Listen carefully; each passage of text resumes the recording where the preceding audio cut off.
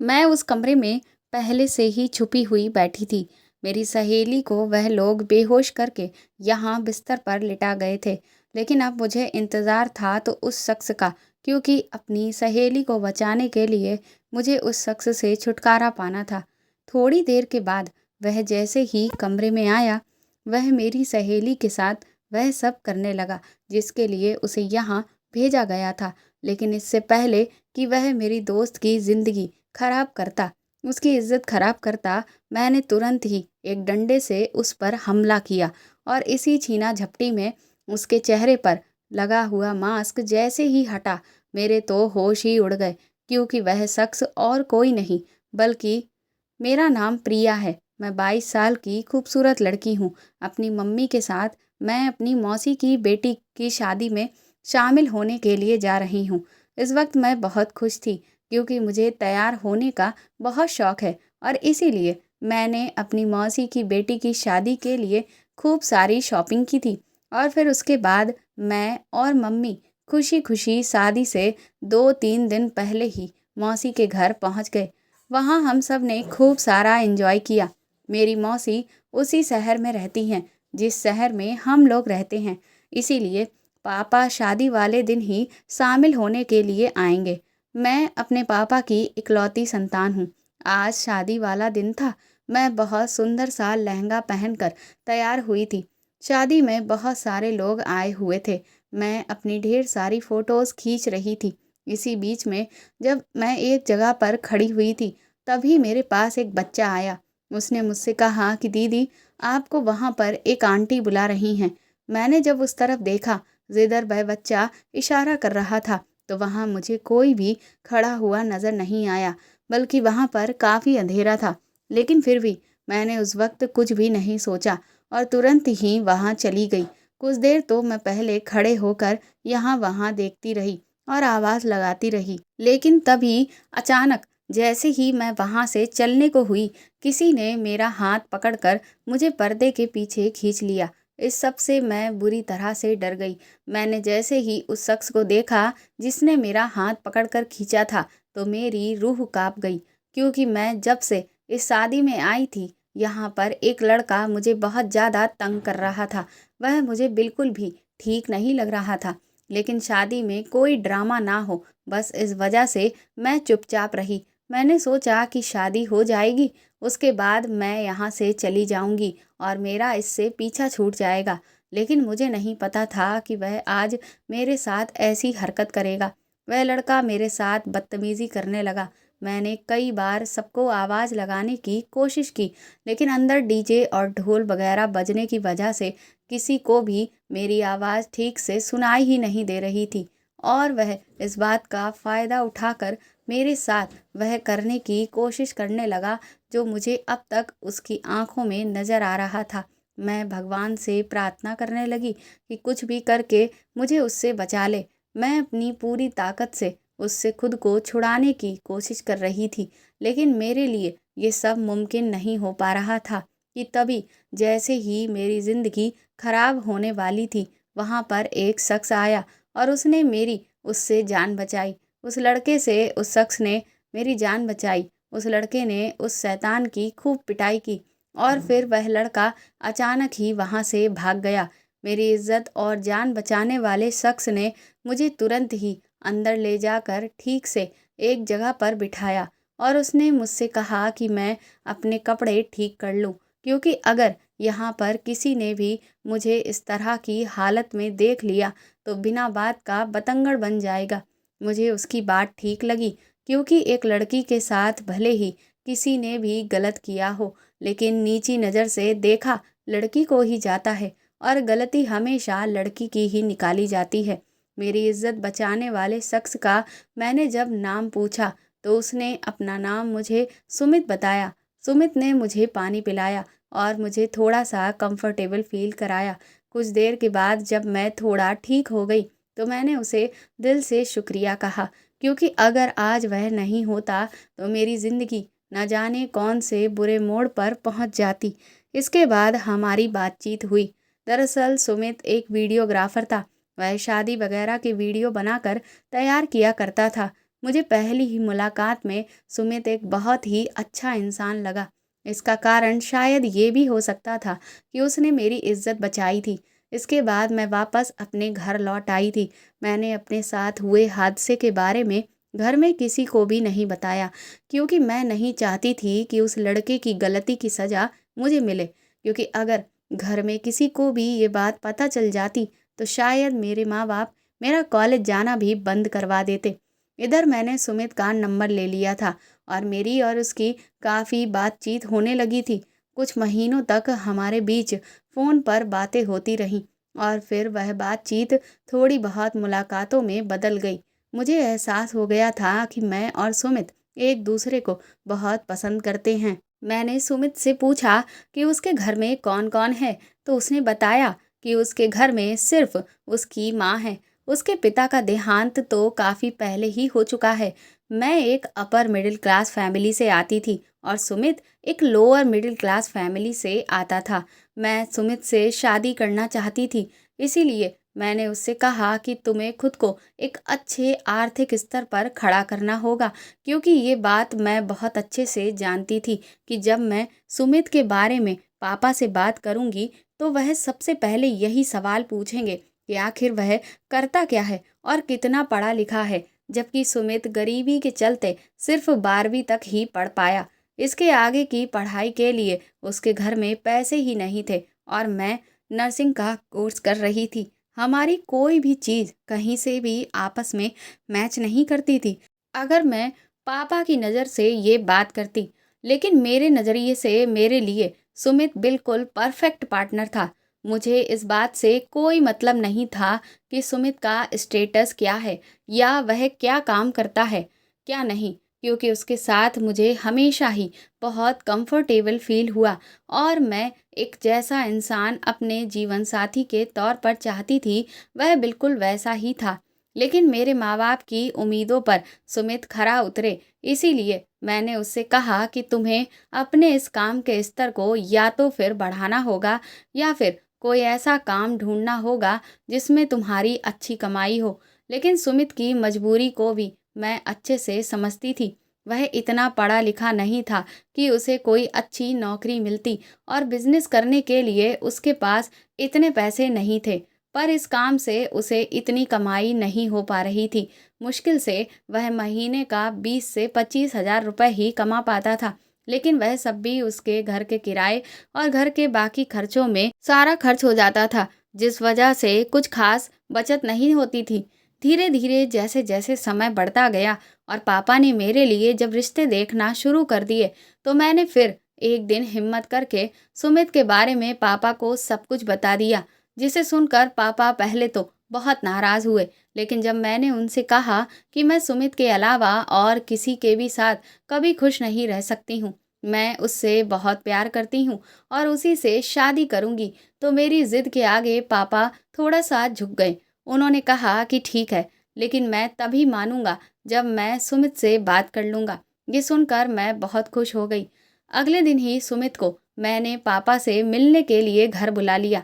इसके बाद उन दोनों लोगों के बीच में काफ़ी देर तक बात होती रही। जब तक वह लोग अंदर कमरे में बात करते रहे, बाहर मैं बहुत ज़्यादा टेंशन में थी कि ना जाने पापा सुमित से क्या कह रहे होंगे। जब सुमित कमरे से बाहर निकला तो उसके चेहरे के हाव भाव से मैं समझने की कोशिश कर रही थी कि ना जाने मेरे पापा ने सुमित से क्या कहा होगा। थोड़ी देर के बाद पापा ने कहा कि अगले हफ्ते ही हम लोग तुम्हारी और सुमित की घर में ही कुछ लोगों के बीच में सगाई करवा देंगे, लेकिन शादी 1 साल के बाद ही होगी, जब तुम्हारा नर्सिंग का कोर्स कंप्लीट हो जाएगा। पापा के मुंह से ये बात सुनकर मेरी तो खुशी का ठिकाना ही नहीं रहा था। मुझे अभी भी यकीन नहीं हो रहा था कि पापा मेरी शादी के लिए इतनी आसानी से मान गए, लेकिन शायद वह समझ गए थे कि मेरी खुशी सिर्फ सुमित के साथ है। अगले हफ्ते ही मेरी और सुमित की सगाई हो गई। सुमित की तरफ से तो सिर्फ उनकी माँ ही आई हुई थी और मेरी तरफ से सिर्फ मेरे 2-4 रिश्तेदार ही थे। इसके बाद मैं भी अपनी पढ़ाई में जुट गई और इधर सुमित भी अपने काम पर ज़्यादा से ज़्यादा ध्यान देने लगा, क्योंकि हम दोनों ही अपने स्तर पर ज़िंदगी को बेहतर करना चाहते थे। मैं भी यही चाहती थी कि मेरी डिग्री पूरी होते ही मुझे जल्द से जल्द नौकरी मिल जाए, ताकि मैं सुमित को फाइनेंशियली सपोर्ट कर सकूं। सब कुछ ठीक चल रहा था। फिर लेकिन कुछ चीज़ें बहुत ही अजीब होने लगी। अक्सर मैं सुमित को जब भी फ़ोन करती तो वह मेरा फ़ोन काट देता। हमारे बीच हफ्तों ना तो कोई बात होती, ना कोई मुलाकात होती। इस बात की जब भी मैंने सुमित से शिकायत की तो वह कहने लगता कि मैं अपने काम में बिज़ी हूँ। काम तो वह पहले भी करता था, लेकिन उसने ऐसा पहले मेरे साथ कभी नहीं किया था। धीरे धीरे मुझे अब ऐसा लगने लगा कि कहीं ऐसा तो नहीं कि सुमित का मुझसे मन ऊब चुका हो और वह कहीं किसी और को पसंद तो नहीं करने लगा। ये सब सोचते हुए मेरे मन में बुरे बुरे ख्याल आने लगे कि अगर सुमित ने मुझे धोखा दिया तो मैं तो जिंदा ही नहीं रह पाऊंगी, और फिर मैं अपने मम्मी पापा को क्या जवाब दूंगी। एक तो वैसे ही वह बहुत ही मुश्किल से माने थे, और अगर मेरी पसंद ने मुझे धोखा दिया तब तो मैं उनके सामने नज़रें उठाने के काबिल ही नहीं बचूंगी। यही सब सोचते हुए मैंने एक दिन फैसला किया कि मैं खुद ही सुमित के घर उससे मिलने के लिए जाऊंगी। अगले ही दिन मैं जैसे ही सुमित के मोहल्ले में पहुंची, मैंने उसे बाइक से कहीं जाते हुए देखा, जिससे मैंने अपने टैक्सी वाले भैया से उसका पीछा करने को कहा। कुछ दूर जाने के बाद वह एक पार्क में गया। ऐसा लग रहा था कि वह जैसे किसी का इंतज़ार कर रहा है। पहले तो मैंने सोचा कि मैं उससे जाकर मिल लूं, लेकिन फिर ना जाने क्यों मेरे दिमाग ने कहा कि मुझे खड़े होकर इंतज़ार करना चाहिए और देखना चाहिए कि आखिर सुमित यहाँ पर किससे मिलने आया है। क्योंकि इतने दिनों से जब मैं उससे मिलने के लिए बुला रही थी तो उसके पास बिल्कुल भी वक्त नहीं था, लेकिन अब वह अपना समय किसको दे रहा है। कुछ देर इंतज़ार करने के बाद वहाँ पर एक लड़की उससे मिलने के लिए आई। उस लड़की को देखकर मेरे तो होश ही उड़ चुके थे। दरअसल वह लड़की मेरी ही सहेली थी, जो मेरे साथ नर्सिंग की पढ़ाई कर रही थी। सुमित ने मेरी सहेली नीलम को देखते ही उसे गले से लगा लिया। कुछ देर तक वह दोनों आपस में कुछ बातें करते रहे। उसके बाद उन्होंने वहीं पर बैठकर आइसक्रीम खाई, और फिर सुमित ने एक पैकेट उसके हाथ में पकड़ा दिया, जिसे लेकर वह वहां से खुशी खुशी चली गई। मेरी तो आंखों से आंसू रुकने का नाम ही नहीं ले रहे थे। घर आकर मैं फूट फूट कर रोई। मैं इस वक्त जिस गम से गुजर रही थी उसके बारे में मैं किसी को भी नहीं बता सकती थी। मुझे अभी भी यकीन नहीं हो रहा था कि सुमित ने मुझे धोखा दिया, लेकिन आज जो सच्चाई मैंने अपनी आंखों से देखी थी उसे मैं नज़रअंदाज नहीं कर सकती थी। पहले तो मुझे नीलम पर भी बहुत गुस्सा आ रहा था, क्योंकि उसकी वजह से मेरा जीवन बर्बाद हो चुका था। मैं जिससे शादी करने वाली थी वह एक धोखेबाज था। तकरीबन एक हफ्ते तक मैं लगातार रोती रही और अपने कमरे में बंद पड़ी रही। मेरे मम्मी पापा भी मेरी इस हालत से बहुत परेशान थे कि ना जाने ऐसा क्या हो गया है कि मैं ना तो ठीक से कुछ खा पी रही हूँ और ना ही कॉलेज जा रही हूँ। पर मैंने उनसे झूठा बहाना बना दिया कि मेरी कुछ तबीयत ठीक नहीं है। एक हफ्ते तक इस गम से गुजरने के बाद जब मैंने इत्मीनान से सोचा तो खुद से आईने में देखकर यही कहा कि मैं आखिर सुमित के साथ साथ नीलम से नफरत क्यों कर रही हूँ। क्योंकि असलियत तो ये है कि नीलम को तो सुमित के बारे में अब तक कुछ भी नहीं पता। मेरी सगाई इतने छोटे स्तर पर हुई थी कि मैंने इसके बारे में अपनी किसी भी सहेली को नहीं बताया था, वरना वह लोग मुझसे इस बात की शिकायत करती कि मैंने उन लोगों को अपनी सगाई में क्यों नहीं बुलाया। मैंने सोचा कि जब मेरी शादी होगी तो सीधा तभी अपने और सुमित के रिश्ते के बारे में मैं उन लोगों को बता दूंगी और फिर शादी में आने का इनविटेशन भी दूंगी। इसीलिए जिस तरह से मैं सुमित और नीलम के रिश्ते को लेकर अनजान थी, ठीक उसी तरह से बेचारी नीलम भी मेरे और सुमित के रिश्ते को लेकर बिल्कुल अनजान है। अगर सुमित मुझे धोखा दे रहा था तो वह नीलम को भी मेरे साथ साथ धोखा दे रहा था। हो सकता है जिस तरह से सुमित ने मेरे साथ इधर सगाई कर रखी हो, इस तरह से उधर नीलम के साथ भी उसने अब तक न जाने क्या क्या किया होगा। ये सब सोचकर मेरा खून जला जा रहा था, लेकिन मैंने अब सोच लिया था कि अब मैं सुमित और नीलम दोनों में से किसी से भी कोई मतलब नहीं रखूंगी और सिर्फ अपने करियर पर ध्यान दूंगी। और कुछ समय के बाद सही मौका देखकर मैं पापा से इस बारे में बात कर लूँगी कि अब मुझे सुमित से शादी नहीं करनी है। उस दिन के बाद से मैंने नीलम से भी दूरी बनाना शुरू कर दी, लेकिन नीलम बार-बार आकर मुझसे ये सवाल पूछती रहती थी कि मैं उसके साथ इस तरह का व्यवहार क्यों कर रही हूँ। पर मैंने उससे कुछ भी नहीं कहा और इधर अब सुमित का नंबर भी मैंने ब्लॉक कर दिया था, जिस वजह से वह मुझे अलग-अलग नंबरों से कॉल करके बार-बार पूछ रहा था कि मैं उसके साथ ऐसा क्यों कर रही हूँ। मैंने उससे कहा कि तुम्हारी असलियत अब मैं जान चुकी हूँ। मेरी इस बात पर वह बुरी तरह से गिड़गिड़ाने लगा, रोने लगा और कहने लगा कि मैं तुम्हें सब कुछ समझा दूंगा, लेकिन एक बार तुम मुझसे मिल तो लो। मैं तुम्हें सारी बातें साफ-साफ पहले ही बताना चाहता था। मैंने लेकिन सुमित से साफ मना कर दिया कि मैं अब उसकी कोई भी बात नहीं सुनना चाहती और इसीलिए मैं उससे सारे रिश्ते खत्म करती हूँ। इसके बाद मैंने किसी भी नए नंबर से कॉल उठाना पूरी तरह से बंद कर दिया था और खुद को बस घर से कॉलेज और कॉलेज से घर तक ही सीमित कर लिया था।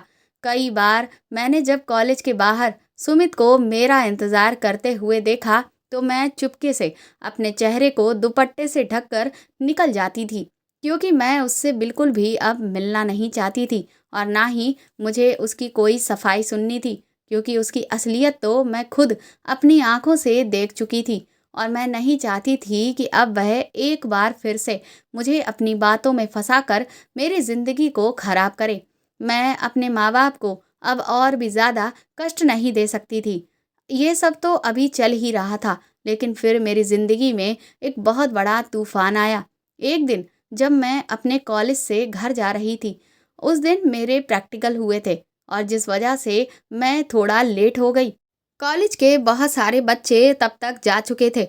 जब मैं कॉलेज से बाहर निकली तो मुझे कहीं भी टैक्सी नहीं मिली, जिस वजह से मैंने अपना रास्ता पैदल ही तय किया। कुछ दूर पैदल चलने के बाद अचानक ही एक परफ्यूम बेचने वाला मेरे पास आया। वह मेरे सामने हाथ जोड़कर कहने लगा कि वह सुबह से अपने ये परफ्यूम बेचने की कोशिश कर रहा है, लेकिन किसी ने भी उसका अब तक एक भी परफ्यूम नहीं खरीदा और उसे बहुत तेज भूख लगी हुई है। उसके पास पैसे नहीं हैं। उस बेचारे की मजबूरी देखकर मुझे उस पर तरस आ गया और मैं उसका परफ्यूम खरीदने के लिए तैयार हो गई। उसने मुझसे कहा, दीदी, इनमें से आप कोई सा भी परफ्यूम सूंघ कर देख लीजिए और जो भी आपको पसंद आए वह आप ले लीजिएगा। मैंने बिना कोई शक किए उसके हाथ से एक बोतल ली, लेकिन जैसे ही मैंने उस बोतल का इत्र हाथ पर स्प्रे करके सूंघा, अचानक ही मेरी आंखों के सामने अंधेरा सा छाने लगा और फिर आगे क्या हुआ मुझे कुछ भी पता नहीं चला। और जब मेरी आंख खुली तो मेरे होश उड़ चुके थे, क्योंकि उस वक्त मैं किसी कमरे में एक बेड पर लेटी हुई थी। मेरे दोनों हाथ और पैर बंधे हुए थे। मेरे चेहरे पर कोई काले रंग का नकाब पहनाया गया था, जिसमें से मुझे बाहर का हल्का हल्का दिखाई दे रहा था और मेरे मुंह पर टेप भी लगा हुआ था। मेरे सारे कपड़े नीचे ज़मीन पर पड़े हुए थे और मुझे बहुत ज़्यादा दर्द हो रहा था। अपनी ऐसी हालत देखकर मैं अच्छे से समझ चुकी थी कि मेरे साथ क्या हुआ है। मेरी ज़िंदगी तबाह हो चुकी थी। तभी थोड़ी देर के बाद उस कमरे में एक औरत आई और उसने मुझसे कहा कि अब मुझे जब भी वह यहाँ पर बुलाएगी तो मुझे चुपचाप यहाँ आना होगा और इस तरह का वीडियो बनवाना होगा, और अगर मैंने ऐसा नहीं किया तो फिर वह मेरा जो आज का वीडियो है उसे सभी जगह पर वायरल कर देगी। उसकी ये बात सुनकर मेरे तो होश ही उड़ चुके थे। मैं उसके सामने बहुत देर तक रोती गिड़गिड़ाती रही, हाथ जोड़ती रही, लेकिन उसने मेरी एक भी ना सुनी और फिर वह सब वहाँ से चले गए। मैंने अपनी हालत को ठीक किया। मुझसे ठीक से चला भी नहीं जा पा रहा था और रो रो कर मैं बेहाल हो रही थी। मुझे समझ नहीं आ रहा था कि अब मैं अपने घर कैसे जाऊं।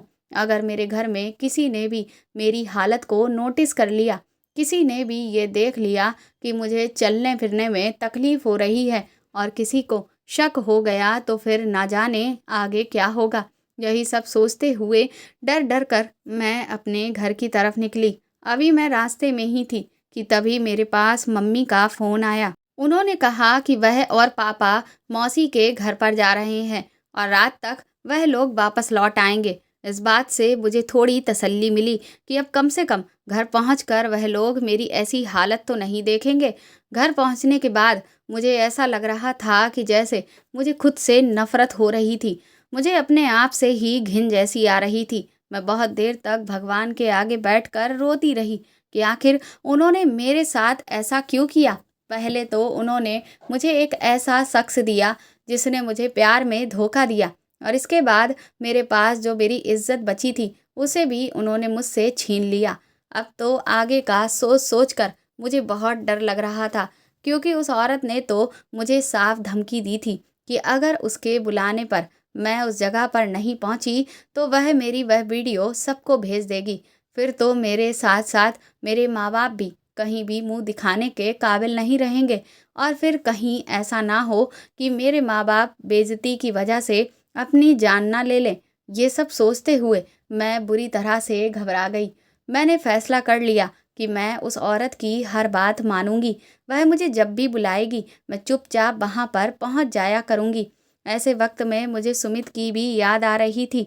अगर वह धोखेबाज नहीं होता तो मैं इस सब में उसकी मदद मांग सकती थी, लेकिन अब मेरी मदद करने वाला मेरे पास कोई भी नहीं था। इधर मैं 2 हफ्ते तक इस दहशत की वजह से कॉलेज नहीं गई कि अब अगर मैं वहां गई तो ना जाने मेरे साथ क्या होगा।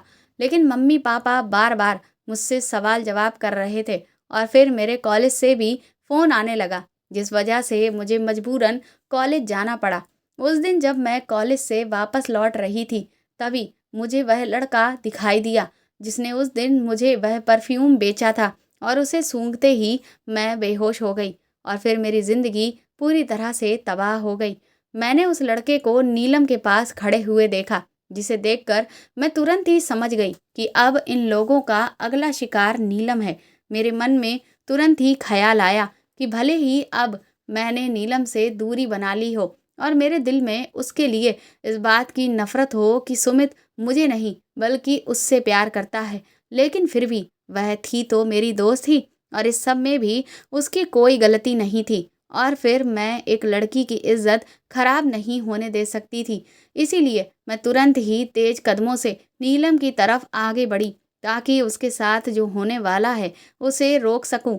लेकिन उससे पहले ही नीलम वह परफ्यूम सूंघ चुकी थी, और जैसे ही वह बेहोश होकर गिरी तुरंत ही वहां एक गाड़ी आई और वह लोग उसको उसमें लेकर चले गए। मैं बहुत देर तक नीलम का नाम लेकर चिल्लाती रही, लेकिन वह लोग वहां से जा चुके थे। अब मुझे कुछ भी समझ में नहीं आ रहा था कि मैं क्या करूं और क्या ना करूं। अगर मैं पुलिस के पास जाती तो हो सकता था कि उससे मेरी ही जिंदगी खराब होती, क्योंकि मेरा वीडियो तो अभी भी उन लोगों के पास है। मुझे कुछ भी समझ में नहीं आ रहा था। इसीलिए फिर मैंने फैसला किया कि मैं खुद ही जाकर नीलम को बचाने की कोशिश करूंगी। मुझे उस बिल्डिंग का रास्ता अच्छे से याद था, क्योंकि भले ही इधर से वह लोग मुझे बेहोशी की हालत में लेकर गए थे, पर उधर से मैं वहां से खुद ही निकल कर आई थी। मैंने तुरंत ही टैक्सी की और फिर वहां से उस बिल्डिंग में पहुंच गई। मैं बहुत ही दबे पांव चुपके से अंदर की तरफ जा रही थी। मैं जैसे ही अंदर पहुंची तो वहां पर उस औरत की एक कमरे के अंदर से आवाज़ आ रही थी। वह किसी आदमी से कह रही थी कि आज फिर उसे ये सारा काम निपटाना है, क्योंकि और कोई इस वक्त अवेलेबल नहीं है। मैं समझ गई कि वह लोग किस चीज़ की तैयारी कर रहे हैं। मैं तुरंत ही उसी कमरे की तरफ गई जहां पर मुझे भी रखा गया था। उस कमरे का दरवाज़ा खुला हुआ था। जब मैं अंदर पहुंची तो नीलम को पहले से ही बांध दिया गया था। मैं चुपके से जाकर वहां पड़े हुए सोफे के पीछे छुप गई और मैंने एक डंडा भी अपने हाथ में पकड़ लिया। थोड़ी देर के बाद एक आदमी उस कमरे में आया और उसने भी अपने चेहरे पर एक काले रंग का मास्क पहन रखा था। उसने कमरे के दरवाजे को अंदर से बंद किया और कैमरे को ठीक से फिट कर दिया। इसके बाद वह जैसे ही अपने मंसूबों को पूरा करने वाला था, मैंने तुरंत ही उस डंडे को लेकर उसकी ओर लपकी और मैंने खींचकर उसके कंधे पर एक डंडा दिया, जिससे वह दूसरी तरफ जाकर गिरा। निशाना तो मैं उसके सर को बनाना चाहती थी, लेकिन हड़बड़ाहट में मेरा निशाना थोड़ा सा चूक गया, जिससे मैं डर गई। अब मुझे समझ नहीं आ रहा था कि वह आदमी न जाने मेरा क्या हाल करेगा। वह आदमी जैसे ही थोड़ा सा संभला, वह ना जाने क्यों मेरी तरफ घूर घूर कर देखे जा रहा था। पर मैंने तुरंत ही नीलम के हाथों को खोलना शुरू किया और उसे उठाने की कोशिश करने लगी, लेकिन वह तो उस वक्त बेहोश थी और उसे बिल्कुल भी होश नहीं आ रहा था, जिस वजह से मुझे कुछ भी समझ में नहीं आ रहा था कि तभी वह शख्स खड़ा हुआ और फिर मेरी तरफ आगे बढ़ने लगा। अब तो मेरी डर की वजह से हाथ पैर कांपने लगे। मैं हाथ जोड़कर उसके सामने भीख मांगने लगी कि वह मुझे और मेरी दोस्त को छोड़ दे, वह हम लोगों की ज़िंदगी खराब ना करे। मैंने एक बार फिर से नीलम को उठाने की कोशिश की और उसके चेहरे से वह नकाब भी निकाल कर फेंक दिया, और तभी कुछ ऐसा हुआ जिसकी कल्पना मैंने कभी भी नहीं की थी। उस आदमी ने भी अपने चेहरे से नकाब को हटाया तो मेरे पैरों तले की ज़मीन निकल गई, क्योंकि वह आदमी और कोई नहीं बल्कि सुमित ही था। अब तो मुझे काटो तो खून ही नहीं। मुझे समझ नहीं आ रहा था कि आखिर ये सब हो क्या रहा था। मैं कभी नीलम को देखती तो कभी सुमित को। फिर मुझे लगा कि शायद ये सब सुमित की ही चाल थी। मैंने सुमित से कहा कि इसका मतलब हमारी जिंदगियां खराब करने के पीछे और कोई नहीं बल्कि तुम ही थे, और इसीलिए पहले तुमने मुझे अपने प्यार के जाल में फंसाया और इसके बाद नीलम को अपने प्यार के जाल में फंसाया, ताकि तुम इस तरह से हम दोनों की ज़िंदगी खराब कर सको। अब तक तुम न जाने कितनी ही लड़कियों का जीवन बर्बाद कर चुके होगे। मुझे तुमसे नफरत है कि मैंने तुम्हारे जैसे इंसान से कभी प्यार किया था। मैं बुरी तरह से रो रही थी। मैंने सुमित को मारना भी शुरू कर दिया, लेकिन सुमित तो ऐसा लग रहा था जैसे वो पत्थर का बन चुका था। उसने अचानक ही मेरे दोनों हाथों को पकड़ लिया। उसने मुझसे कहा कि तुम ये सब क्या कह रही हो। मैंने कहा कि तुम अब मेरे सामने भोले बनने की बिल्कुल भी कोशिश मत करो। आज से 2 हफ्ते पहले जिस तरह से आज नीलम को यहाँ पर लाया गया है, ठीक उसी तरह से मुझे भी यहाँ पर लाया गया था, और मेरे साथ एक आदमी ने गलत किया और उसने मेरा वीडियो बनाया और फिर मेरी पूरी ज़िंदगी खराब कर दी। और तुम भी इस औरत के साथ मिलकर ज़्यादा पैसे कमाने के चक्कर में ये सारे काम कर रहे हो, और इसीलिए तुमने मुझे और नीलम को फंसाया है। और अब तुम मेरे सामने ऐसे दिखा रहे हो जैसे कि तुम इस सब से तो अनजान हो। सुमित ने तुरंत ही मुझे पीछे किया और फिर वहीं पर रखी हुई एक अलमारी के पास जाकर उसे खोला, और उसने उसमें से एक चिप निकाली और फिर मुझे वह चिप दिखाते हुए कहा कि ये तुम हो। मैंने जब उस वीडियो को देखा तो अपने कपड़ों से मैंने खुद को पहचान लिया था, लेकिन मेरे चेहरे पर तो मास्क था। फिर सुमित ने मुझे बताया कि दरअसल उस दिन तुम्हारे साथ ये सब जिसने भी किया वो और कोई नहीं बल्कि मैं ही था। सुमित के मुंह से ये बात सुनकर तो अब मुझे सुमित से घिन आने लगी। मेरा रो रो कर बहुत ही बुरा हाल हो चुका था। सुमित ने कहा कि देखो प्रिया, इस वक्त ये जगह कोई भी बात ठीक से समझने या समझाने के लिए सुरक्षित नहीं है। मैं तुम्हें सब कुछ ठीक से बताना चाहता हूँ, लेकिन सबसे पहले हमें यहाँ से निकलना होगा। सुमित ने तुरंत ही वहाँ पर रखी हुई सारी वीडियोस की चिप को तोड़ दिया और फिर उन्हें वापस उसी अलमारी में रख दिया। ये सब देखकर मुझे तो कुछ भी समझ में नहीं आ रहा था कि आखिर मैं सुमित के किस रूप पर विश्वास करूं। सुमित ने मुझसे तुरंत ही कहा कि अब हमें यहाँ से जल्द नीलम को लेकर निकलना होगा, लेकिन तभी अचानक दरवाजे पर दस्तक हुई, जिससे हम दोनों के दिलों की धड़कनें बढ़ गईं। बाहर वही औरत थी और वह बार बार दरवाज़ा खोलने के लिए कह रही थी। हम दोनों बुरी तरह से हड़बड़ा गए थे कि अब आखिर आगे क्या करें।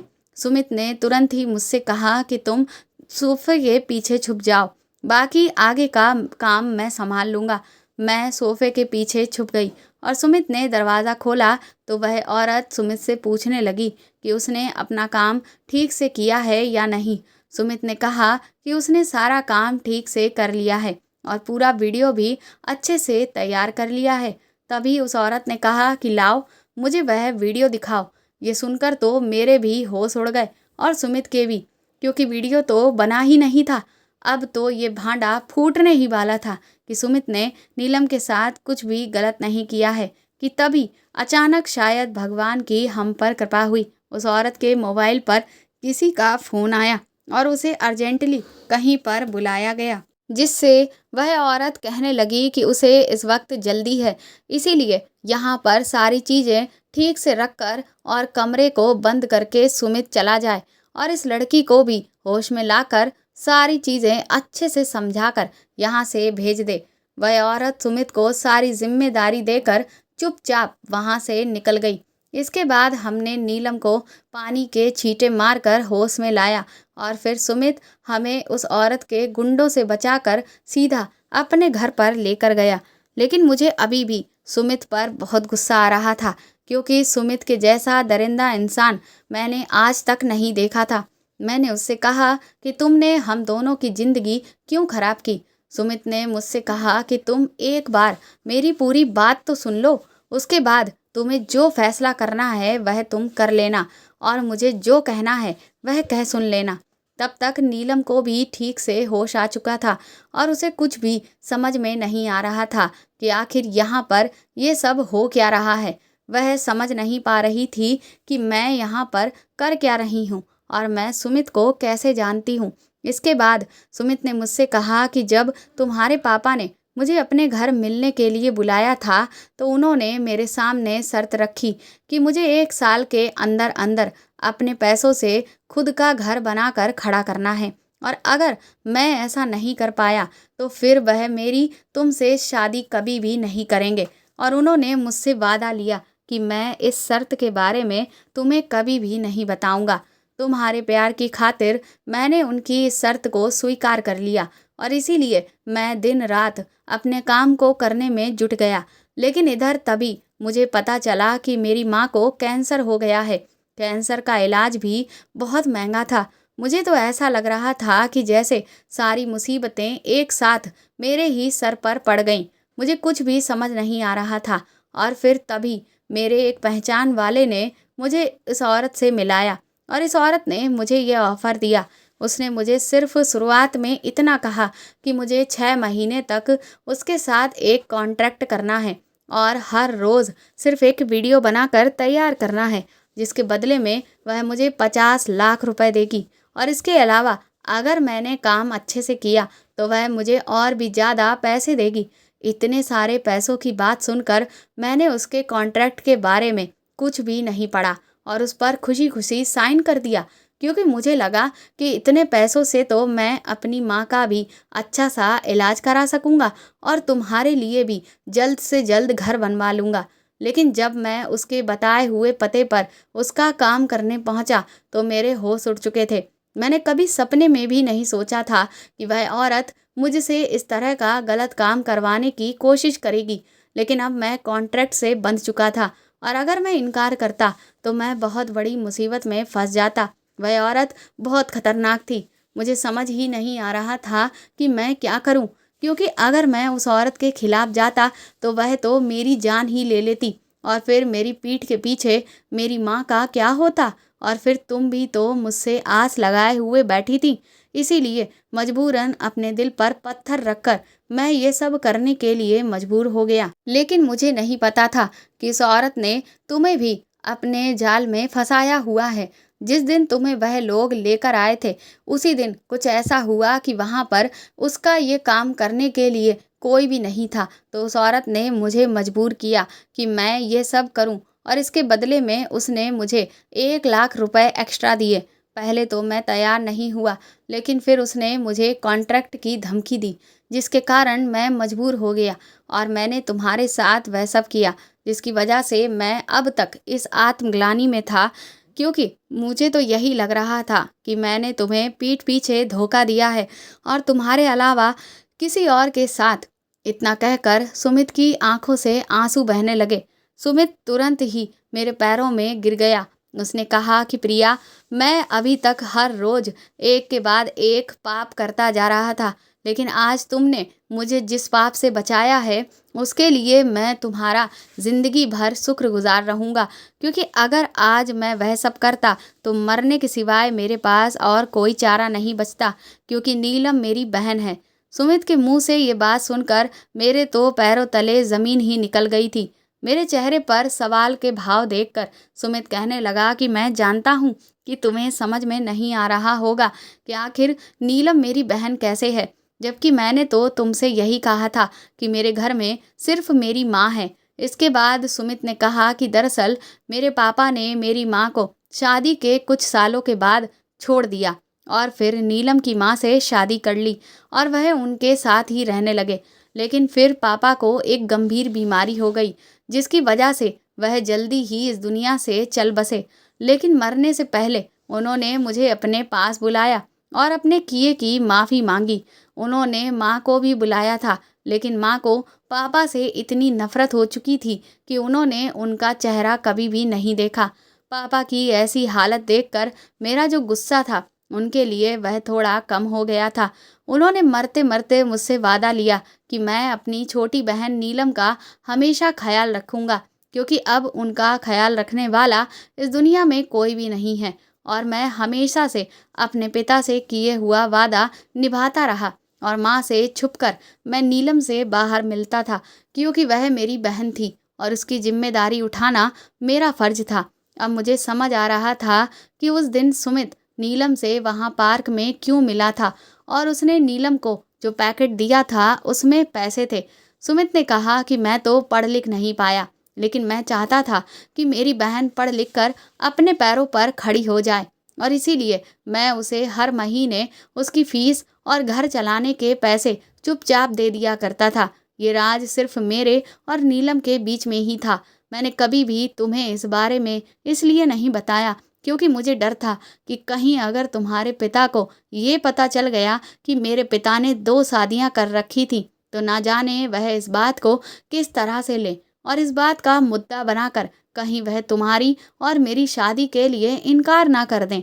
बस सिर्फ इसी डर की वजह से मैंने इस बात को हमेशा ही छुपा कर रखा था, क्योंकि मैं तुमसे भी बहुत प्यार करता हूँ और तुम्हें किसी भी हाल में खोना नहीं चाहता था। जिन दिनों मैं तुमसे कम बात करता था, उन दिनों मैं इसी तरह की सारी मुसीबतों से जूझ रहा था, जिस वजह से मेरे पास वक्त ही नहीं था, क्योंकि मुझे इधर माँ का इलाज कराने के लिए अस्पताल भी जाना होता था और इसीलिए वक्त नहीं था कि मैं तुमसे मिल सकूं या बात कर सकूं, या बात करके फिर मुझ में तुम इतनी हिम्मत भी नहीं हो पा रही थी कि मैं इतना नीच काम करने के बाद तुमसे नज़रें मिला पाऊं। इसीलिए मैं तुमसे कटने की कोशिश करने लगा था और दिन रात यही सोचता रहता था कि कैसे करके मैं इस दलदल से अपने आप को बाहर निकाल लूं। मैंने सुमित को बता दिया कि किस तरह से मैंने उसे और नीलम को जब पार्क में देखा था तो मुझे गलतफहमी हो गई थी, और फिर इसीलिए मैंने उस दिन फ़ोन पर सुमित से कहा कि मुझे उसकी सारी काली करतूतों के बारे में पता चल चुका है। तब जाकर सुमित को ये समझ आया कि मैं तो उससे नीलम और उसके बारे में बात कर रही थी, जबकि उसको तो यही लग रहा था कि मुझे उसके इन सारे कामों के बारे में कहीं से पता चल गया है, और इसीलिए वह बुरी तरह से रोने गिड़गिड़ाने लगा था और कह रहा था कि वह अपनी मजबूरी मुझे मिलकर साफ साफ समझाना चाहता है। इतने दिनों से जो हमारी जिंदगियों पर काले बादल छाए हुए थे, वह सारे अब हमारे आंसुओं में धुल चुके थे। मैंने सुमित को तुरंत ही गले से लगा लिया और फिर हम दोनों फूट फूट कर बहुत देर तक रोते रहे। इसके बाद सुमित ने कहा कि लेकिन अब मैं इस बात को और आगे बढ़ने नहीं दे सकता और मैं उन लोगों को सजा दिलाकर ही रहूँगा जो मासूम लड़कियों की जिंदगियां खराब कर रहे हैं। हमने तुरंत ही जाकर पुलिस में इन सारी चीज़ों के बारे में सब कुछ बता दिया और फिर पुलिस ने वहां पर अगले ही दिन रेड डालकर उस औरत और उसके साथ शामिल जितने भी आदमी थे सबको रंगे हाथों पकड़ लिया। उस दिन भी वह किसी लड़की को अपना शिकार बनाने के लिए लाए थे और उस लड़की की ज़िंदगी को पुलिस ने ऐन मौके पर पहुंचकर बचा लिया। सुमित ने पहले ही बहुत सारी वीडियो की चिप को तोड़कर फेंक दिया था, लेकिन इसके अलावा और भी बहुत सी चिपें थी जो नीचे के कमरों में रखी गई थी। उन सबको भी पुलिस ने जब्त करके अपने कब्जे में ले लिया और इसके बाद उन सभी गुनहगारों को सजा हो गई। बाद में हम लोगों को पता चला कि इस गैंग के लोगों पर पहले से ही 3 लाख रुपयों का इनाम था और इन्हें पुलिस काफ़ी समय से ढूंढ रही थी। सुमित ने क्योंकि उन सबको पकड़वाया था और उनके खिलाफ गवाही दी थी, इसीलिए वह इनाम सुमित को ही मिला। इधर तब तक मेरी डिग्री कंप्लीट हो चुकी थी। मेरे नंबर काफ़ी अच्छे थे, जिस वजह से जैसे ही गवर्नमेंट की तरफ से वैकेंसी निकली, मेरा उसमें पहली बार में ही सिलेक्शन हो गया और मैं एक सरकारी अस्पताल में लग गई और नीलम की भी मेरी ही तरह जॉब लग गई। इधर मैंने अपनी सैलरी पर लोन ले लिया और पापा की शर्त को पूरा करने के लिए सुमित से कहा कि वह मेरे नाम पर ज़मीन खरीद ले और पापा को यही बताए कि ये ज़मीन उसने ली है अपने पैसों की कमाई से। अपने प्यार को बचाने की खातिर हमने कुछ झूठ बोले और कुछ सच्चाइयों को छुपा कर रखा। सुमित ने ठीक वैसा ही किया जैसा कि मैंने उससे कहा। उसके बाद मेरी और सुमित की बहुत धूमधाम से शादी हो गई, लेकिन शादी के कुछ महीनों बाद ही सुमित की माँ का देहांत हो गया।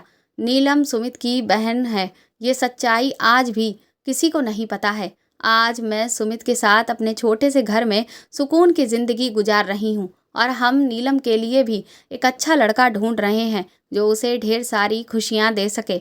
दोस्तों, आज इंसानियत धीरे धीरे दम तोड़ रही है। हर कोई अपने लालच में इस कदर अंधा हो चुका है कि किसी को भी किसी भी हद तक नुकसान पहुंचाने के लिए कुछ भी कर सकता है। खास तौर पर आज के समय में लड़कियां बिल्कुल भी सुरक्षित नहीं हैं और इसीलिए कई बार लड़कियों को इमोशनल तरीके से बहकाया जाता है और फिर उनकी ज़िंदगी को बर्बाद किया जाता है। हम सभी को हर वक्त सतर्क रहना चाहिए।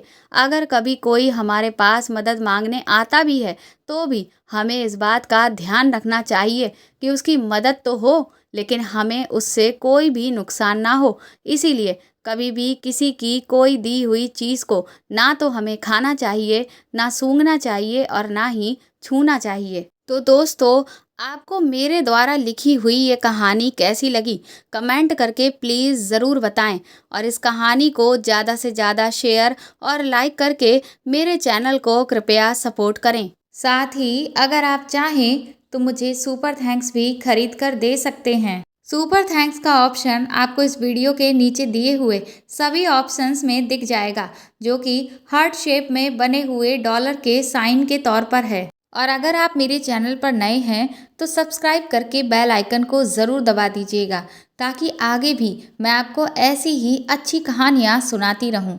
Thank you.